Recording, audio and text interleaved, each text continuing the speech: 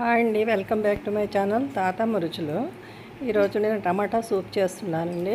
నేను దీనికి 1/2 కేజీ టమాటాలు తీసుకున్నాను. అవి బాగా శుభ్రంగా కడిగేసుకుని ఈ విధంగా కట్ చేసుకోవాలి. తొడిమి వైపు ఇలా కట్ చేసి దాన్ని 4 ఘాట్లలా పెట్టుకోవాలి. స్టవ్ మీద ఒక మూకుడులో నీళ్లు పెట్టుకొని అందులో టమాటాలు వేసి మూత పెట్టి అవి ఉడికే వరకు ఉడికించాలి. టమాటాలు ఉడికిపోయాయండి. స్టవ్ ఆఫ్ చేసి అవి వేరే దాంట్లోకి ట్రాన్స్ఫర్ చేసుకుందాము. తర్వాత ఈలోగా మనం చల్లారేలోగా మనం ఒక నిమ్మకాయ ఇంత చిన్న నిమ్మకాయ ఇంత చింతపండు తీసి నానబెట్టుకుందాము. చిన్న నిమ్మకాయ ఇంత చింతపండు నానబెట్టుకుని పక్కన పెట్టుకోవాలి. టమాటాలు తొక్కలొలిచి మిక్సీ జార్లో వేసుకోవాలి.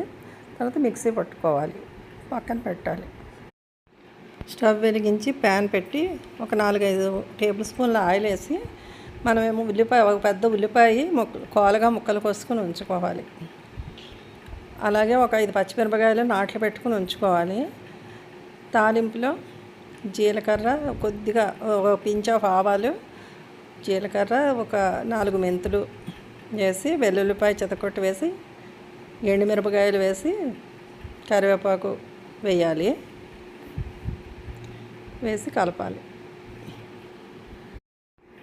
ఉల్లిపాయ ముక్కలు వేసి కలిపి మూత పెట్టాలి. ఒకసారి ఉల్లిపాయ మగ్గనివ్వాలి. ఉల్లిపాయ కొంచెం అలా కలుపుతూ కొంచెం మగ్గే వరకు మూత పెట్టి ఉంచాలి. తర్వాత మూత తీసి చూసి మగ్గింది ఉల్లిపాయ మగ్గిపోయింది. ఇప్పుడు 2 టేబుల్ స్పూన్లు ఉల్లి వేసుకోవాలి. 2 టేబుల్ స్పూన్లు ఉల్లి వేసి కలపాలి. కలుపుతూ వేయించాలి. కలుపుతూ కొంచెం అలా వేగనివ్వాలి. ధనియాల పొడి 1 స్పూను, జీలకర్ర పొడి 1/2 స్పూను, ఉప్పు పసుపు సరిపడా వేసుకోవాలి. ఉల్లి పేస్టు బాగా దగ్గర వేగాక అల్లం వెల్లుల్లి పేస్ట్ వేసి 1 స్పూన్ అల్లం వెల్లుల్లి పేస్ట్ వేసి కలపాలి. బాగా వేగనివ్వాలి. కలుపుతూ వేగనివ్వాలి.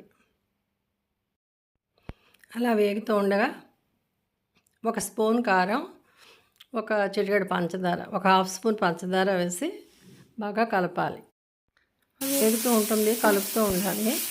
కొంచెం వేగిన తర్వాత పచ్చిమిరపకాయలు 5 ఘాట్లు పెట్టి అందులో వేసి కలపాలి. బాగా కలిపి మూత పెట్టాలి.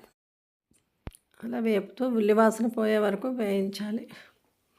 వేగిన తర్వాత మనం గ్రైండ్ చేసి పెట్టుకున్న టమాటా ప్యూరీ అందులో వేసి కలపాలి. బాగా కలిపి ఒకసారి మూత పెట్టాలి. మూత పెట్టి కొంచెం సేపు ఉడకనివ్వాలి. టమాటా పచ్చివాసన పోయే వరకు కొంచెం వేగినట్టు దగ్గర పడనివ్వాలి. టమాటా దగ్గరికి అయిపోయింది. అలా కలిపేసి ఒకసారి మనం చింతపండు పులుసు తీసి ఉంచుకున్నాం కదా, అది అందులో వేసేసి బాగా కలిపి మూత పెట్టాలి. సరిపడా కొంచెం సాల్ట్ వేసుకోవాలి. చింతపండు పులుసుకు సరిపడా సాల్ట్ వేసుకోవాలి. కొంచెం నీళ్ళు వేసుకోవచ్చు. మరి కొంచెం పలచగా కావాలనుకునే వాళ్ళు, నేను ఇలా చిక్కగా కావాలని నేను ఇలా చేసుకున్నాను. ఉప్పు పులుపు సరిపడా ఉన్నాయో లేవో చూసుకుని, లేకపోతే వేసుకుని మూత పెట్టుకోవాలి. ఇప్పుడు 1/2 స్పూన్ కసూరి మేతి వేసానండి, నలిపేసి వేసాను. నెయ్యి ఒక 2 స్పూన్లు వేసాను. చాలా బాగుంటుంది నెయ్యి వేయడం వల్ల.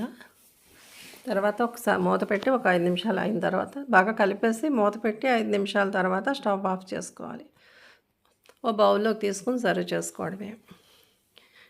ఈ సూపు టమాటా సూపు రైస్లోకి చాలా బాగుంటుందండి. ఇడ్లీ దోశలతో కూడా చాలా బాగుంటుంది. ఒకసారి ఇలా చేసి చూడండి, చాలా బాగుంటుంది. ఈ వీడియో నచ్చితే లైక్ చేయండి, షేర్ చేయండి, సబ్స్క్రైబ్ చేయండి. Thank you for watching.